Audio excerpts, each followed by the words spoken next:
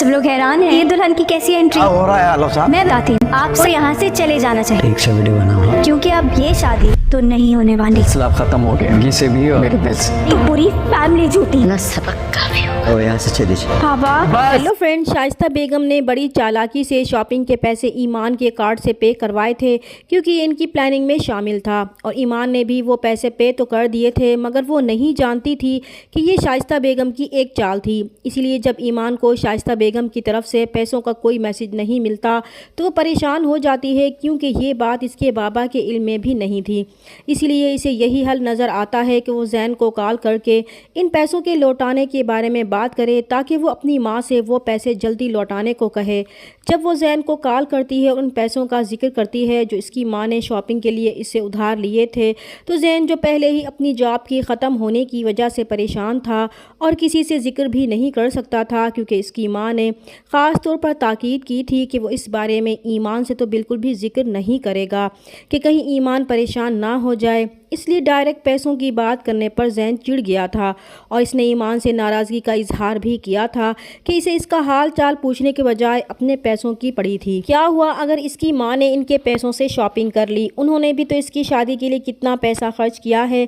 इसकी माँ कहीं भागी तो नहीं जा रही, किसी वजह से देर हो गई होगी, मगर वो इसे लौटा देंगी। और ईमान जैन के इस चिड़चिड़े जवाब से काफ़ी हैरान होने के साथ साथ परेशान भी हो गई थी कि जैन को क्या हुआ था।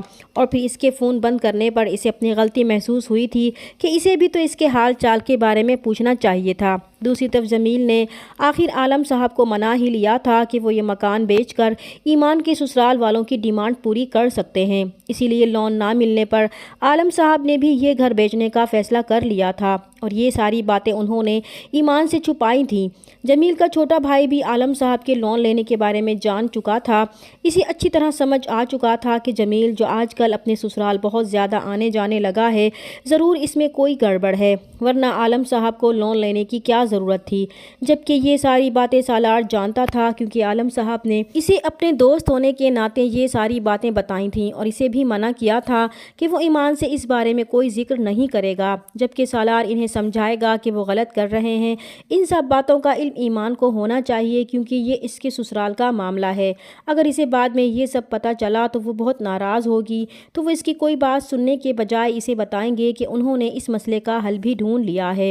इन्हें अगर लोन नहीं मिला तो क्या हुआ, वो ये मकान बेचकर ईमान की शादी बहुत अच्छे तरीके से कर सकते हैं। तो ये सुनकर सालार और भी परेशान हो गया था। वो इनसे कहेगा कि इसने अपने मामू से बात की है, इसे यकीन है कि वो इनकी मदद करेंगे, मगर आलम साहब इसे कहेंगे कि इसे ये सब नहीं करना चाहिए था और वैसे भी आज ही कुछ लोग घर देखने आ रहे हैं और फिर वो लोग घर देखने आएंगे तो वो सालार को ही इसकी जिम्मेदारी सौंपेंगे। इधर ईमान इन सब बातों से बेखबर अपनी शादी के फंक्शन को एंजॉय कर रही होगी और फिर एंड शादी वाले दिन ईमान को वो लेटर मिलेगा जिसमें लोन की रिजेक्शन की गई थी और ये देखकर ईमान परेशान हो गई थी कि शादी तो बहुत अच्छी तरह से हो रही थी, फिर इसके बाबा को लोन लेने की क्या ज़रूरत पड़ गई थी।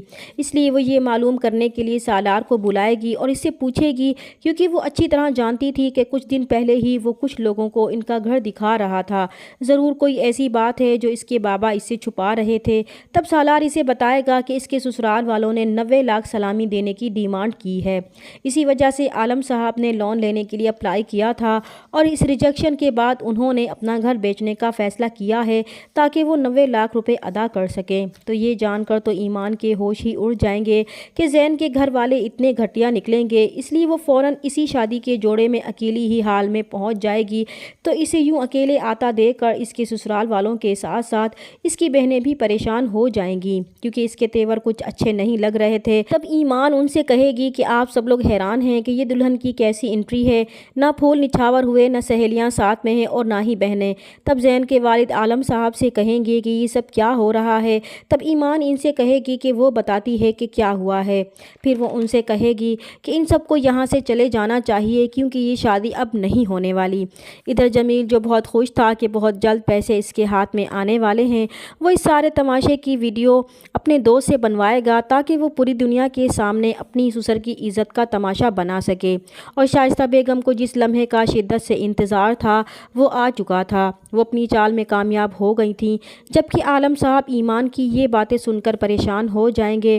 وہ ایمان کو ڈانٹیں گے کہ وہ یہ سب کیا کر رہی ہے، تو ایمان انہیں صاف صاف کہے گی کہ وہ اپنی بیٹی کو اتنا بوجھ کبھی نہ سمجھیں کہ اسے اپنے کندھوں سے اتارنے کے لیے کسی دوسرے کو لاکھوں دینے پڑیں، اس لیے وہ یہ شادی اب کسی صورت میں نہیں کرنے والی، اور وہ بھی ان جیسے لالچی لوگوں سے۔ اور بانو آپا تو یہ سن کر ہی پریشان ہو جائیں گی کہ انہوں نے کب ڈیمانڈ کی تھی پیسوں کی، اور زین کے والد کو تو اندازہ ہی نہیں تھا کہ اندر ہی اندر کیا چل رہا تھا۔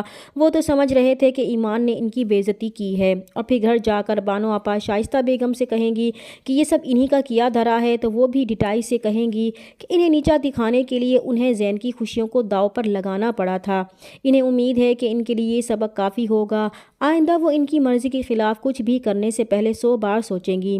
تو بانو آپا کو ان کی سوچ پر بہت افسوس ہوگا کہ یہ کیسی ماں ہے جس سے اپنے بیٹے کی خوشیاں ہی برداشت نہیں ہوئی تھیں۔ ادھر عالم صاحب بارات کے اس طرح واپس جانے پر ان کے آگے ہاتھ جوڑیں گے تو سالار ان کے جڑے ہوئے ہاتھوں کو دیکھ کر دکھی ہوگا اور ان کے ہاتھ پکڑ لے گا۔ یہ دیکھ کر ایمان کو بھی بہت دکھ ہوگا، مگر وہ اپنی خوشیوں کے لیے اپنے بابا کو اس طرح پریشان نہیں دیکھنا چاہتی تھی کہ اس کی وجہ سے اس کے بابا کو کوئی بھی تکلیف پہنچے۔ عالم صاحب ایمان کی اس حرکت کی وجہ سے اس پر ناراض ہو جائیں گے، ان کی طبیعت بھی کافی خراب ہو جائے گی، تو ایمان ان کے پاس آئے گی اور ان سے بات کرنے کی کوشش کرے گی، تو وہ ناراضگی سے کہیں گے اسے کہو یہاں سے چلی جائے۔ ادھر جمیل اپنی امیدوں پر پانی پھرتا دیکھ کر عالم صاحب کو ایمان کے خلاف بھڑکائیں گے، تو ان کا چھوٹا بھائی انہیں کھینچ کر وہاں سے لے جائے گا، کیونکہ اسے اندازہ تھا کہ یہ سب اس کے بھائی کا کیا دھرا ہے، اس لیے وہ اس سے پوچھے گا کہ وہ سچ سچ بتائیں کہ یہ سب انہوں نے ہی کیا ہے، تو جمیل صاف مکر جائے گا۔ دوسری طرف زین کی والدہ رو رو کر فون پر زین کو بتائیں گی کہ اس لڑکی نے ان کے سارے خاندان کے سامنے ان کی عزت کا جنازہ ہی نکال دیا ہے، ان پر اتنے گھٹیا الزامات لگائے ہیں، انہیں کیا ضرورت تھی ان سے کچھ بھی لینے کی۔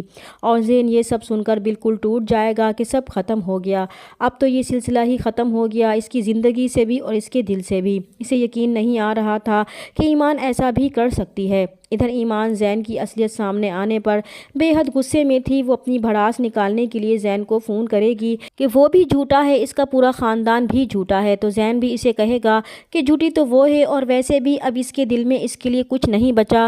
تو ایمان اپنی اتنی انسلٹ پر بہت ہائپر ہو جائے گی، تو اس کی بہن زویا اسے سنبھالے گی کہ وہ خود کو سنبھالے، کیا ہو گیا ہے اسے، تو ایمان اسے جواب دے گی کہ اسے زین سے محبت ہو گئی تھی۔ دوسری طرف سالار جو ایمان کی خوشی میں خوش تھا، ایمان کو اس طرح دیکھ کر بہت دکھی تھا کہ جیسا وہ سمجھ رہا تھا ویسا بالکل بھی نہیں تھا، وہ تو صرف عالم صاحب کا خیال کر رہا تھا۔ ادھر سالار کے ماموں عالم صاحب سے ملنے ان کے گھر آئیں گے، تو انہیں ایمان بہت پسند آئے گی، اور وہ سالار کے لیے اسے پسند کر لیں گے، کیونکہ انہیں معلوم ہو جائے گا کہ جس وجہ سے وہ ادھار لینا چاہتے تھے وہ وجہ ہی ختم ہو چکی تھی، اور پھر بہت جلد وہ سالار کا رشتہ لے کر ان کے گھر جائیں گے، تو ایمان بھی کوئی اعتراض نہیں کرے گی۔ چینل پر نئے ہیں تو پلیز چینل کو سبسکرائب کر دیں۔